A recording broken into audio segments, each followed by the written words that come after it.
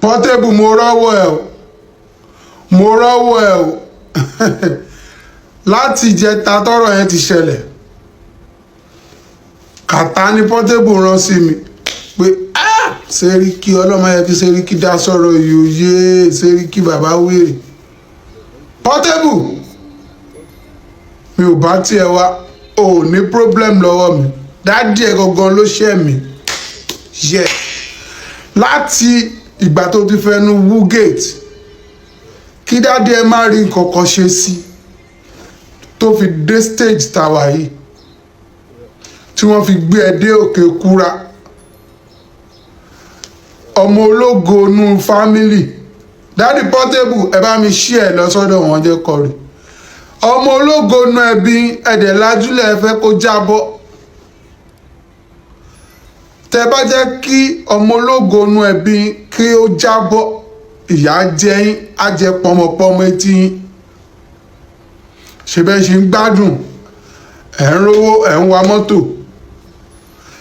tí ẹ bá jẹ́ kí Portable jábọ́ because bí eré ó ń lọ díẹ̀díẹ̀ lélẹ́yìí o ẹ̀dẹ̀ la ojúlẹ̀ láti ọjọ́ ẹ̀ ká má rẹ̀ ẹni tó lè mú Portable báyìí ẹ rán alágbára tẹlẹ pé ládùúgbò pé ẹ bá mi mú kẹkọọ mú wèrè kẹdé kẹ gbé lọ síbi tí King Dr. Saheed Òṣùpá wà pé ya ná fẹ́lẹ́fẹ́lẹ́ kò dẹ̀ ṣe sọ́ọ̀rì láftà sọ́ọ̀rì àfẹ́gbọ́n kankan mọ́ torí pé wọ́n ti gbé ṣépè kò lè sọ sọ́ọ̀rì kó tún má fi ìgbéraga kún wọ́n ní kí Portable ṣe sọ́ọ̀rì just a statement of sorry Portable ò rí ṣe ibi táyé Portable bàjẹ́ dé ìgbéraga báyé ẹ̀jẹ̀ Portable a lè wọ ẹ báyìí káyé bàjẹ́ la fi ṣiṣẹ́ ń dá sọ́rọ̀ ẹ̀ ká fiẹ́lẹ̀ but King Dr. Saheed Òṣùpá ẹ bá wa dáríjì wèrè ẹ o ẹ bá yẹ kó fi tiẹ̀ kọ́ yín lọ́rùn o mo ti rí àwọn èèyàn tó ti ń kọ́ kiri comment section Òṣùpá fọ́ǹbù Òṣùpá ṣe kiri kan ṣe tó wá fẹ́ pààyàn ṣó ẹ kó lọ yọ̀bọ̀n ni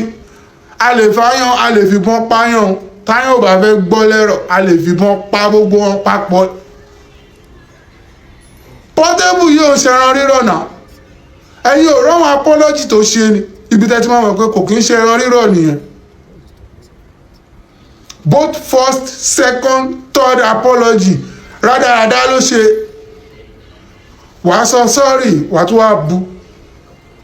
wàá sọ sorry wàá tún bu ó sọ débi pé òun ló fẹ́ wọlé fún àmì tí fún yín blow àti ìgbàdé bí ká fún yín blow ẹni tá a bá ti bú tó bá ti dá a lóhùn ògùn ti mú nìyẹn so ṣé bí wọ́n ṣe fẹ́ máa ṣe tiẹ̀ lọ nìyẹn ó fẹ́ máa bú àwọn èèyàn kó máa fi gùnkè kó máa fa àwọn èèyàn wá sílẹ̀ come on Portable o ní láti stop gbogbo rádaràda yìí àwọn èèyàn ti pa tí wọ́n ti wò pé ò gbádùn but àwa tá a sì nífẹ̀ẹ́ bá a fẹ́ káyé bàjẹ́ a sì máa bẹ́ẹ̀ bẹ̀bẹ̀ King Dr. Saheed Òṣùpá ẹjọ́ àti ẹ̀gbọ́pẹ́ ní kọ́ withdraw kéèsì ẹ̀ ṣe gan láti jẹ́ tẹ́wẹ́ kí n ti sọ̀rọ̀ olórí ibú ẹ̀ òun náà ló sàásì mi tí mo fi ní kàtà Portable èmi sì nífẹ̀ẹ́ jẹ́ kó rí ẹ pé tó bá ti bọ́nú ilé kó mọ ọmọ ẹni tó ṣe ok jẹ́ kí ẹnu ẹ yìí dandan kan tó bá rọrọ̀ sọ kó maintain ṣé òkè òun fẹ́ di content creator create content in a polite way create content in a matured way kò kí n ṣe kó máa fa wàhálà kiri kó máa ṣépè kiri òṣè títí ń sin aṣọ obìnrin ló tún wọ̀ kiri èèwọ̀ celebrity superstar òun fara wọ́ àwọn tó rí wọn ò pé tó ń wọṣọ obìnrin kiri all in the name you want to create content Portable òun wọṣọ obìnrin kiri gbogbo èèyàn ń wẹ̀ wọ́n rẹ́rìn òṣì ló ń ṣe máa dáàdi Portable ẹ̀yin ni mo ní problem pẹ̀lú ẹjọ́ torí Ọlọ́run ẹ dáríjì Portable tó bá yẹ kó ṣe ẹ̀yin ni ẹ bá a dáríjì ẹ jáde sọ̀rọ̀ ara ẹ jáde sọ̀rọ̀ ẹ torí Ọlọ́run mo bẹ̀ yín ni Portable nǹkan tẹ́ ẹ̀ ń rò kọ́lẹ́ ń wò nǹkan kan ti change lára Portable àwọn nǹkan kan tó ní fault lára Portable pọ̀ ẹ ní láti lọ change ẹ̀ bẹ́ẹ̀ lè mechanic rẹ̀ máa gbé lọ ni ó dàbọ̀.